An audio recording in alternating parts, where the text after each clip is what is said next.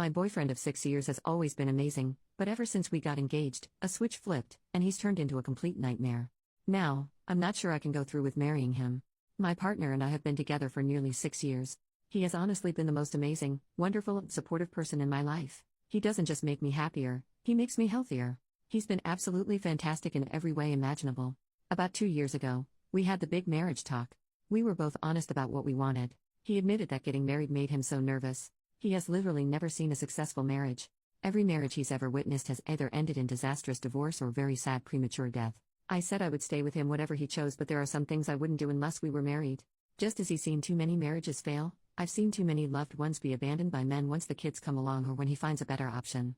In other words, as long as we weren't married, no kids, and our finances remained strictly untangled from each other.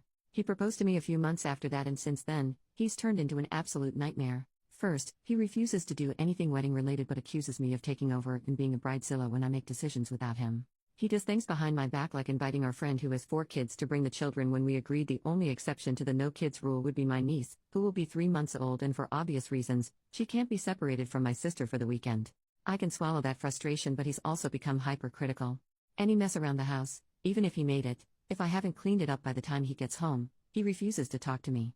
I work from home, so I usually do a lot of the chores like the dishwasher in my lunch break, but sometimes I don't have time. This is a busy time of year, and while my job is usually constrained to the 9 to 5, in the last few weeks I've had to work until 8 or 9.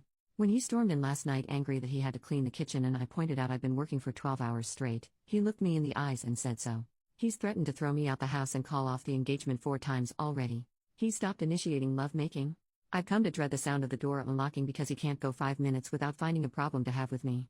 It's so bad that my mother, who was ready to adopt him a year ago, is refusing to be the witness that signs our marriage certificate. I've asked to call off the wedding, go back to being just girlfriend and boyfriend, but he says he really does want to get married, and he's just doing all of this to make sure he's making the right choice.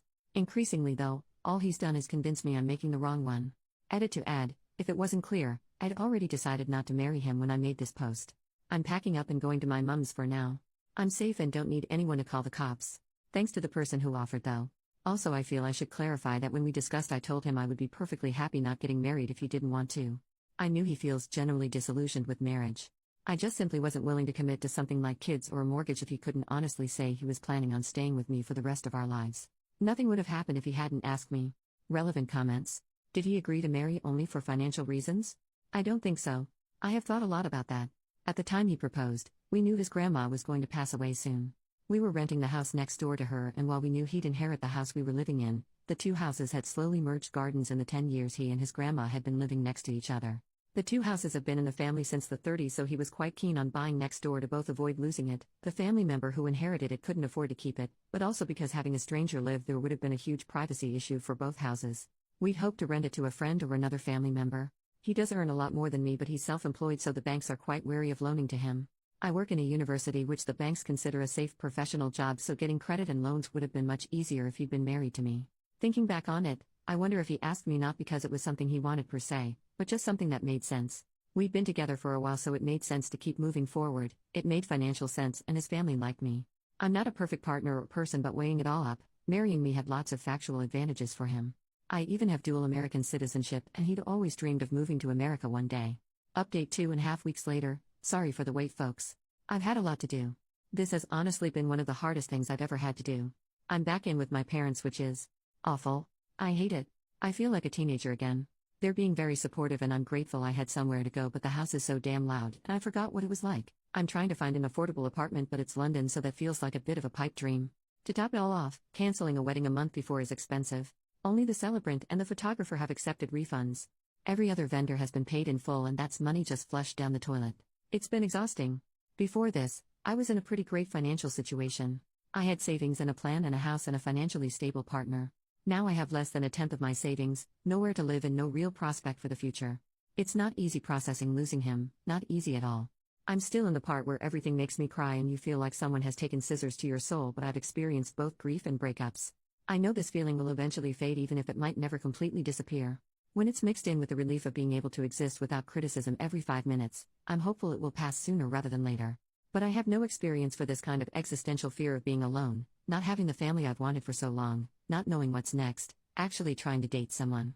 When I was little, I never knew what I wanted from my career other than that I had one, but I always knew I wanted to be a mom. That dream feels like it's getting further and further away every day. I have no experience for this burning embarrassment of telling everyone in your life that the wedding they were invited to isn't happening. It was so painful telling his niece and nephew I wasn't going to be seeing them again. They cried and clung to me and begged me not to go, and they ripped my heart out. It's easy on Reddit to tell someone to end things, but when you've built a life together, disentangling it is so bloody difficult. A divorce would be easier because then we'd have a legal framework for all of this. Instead, I have to decide if I want to take him to court for the custody of my cat when I don't have a proper place to house her, but she's my cat. You might have noticed I've avoided really talking about my ex.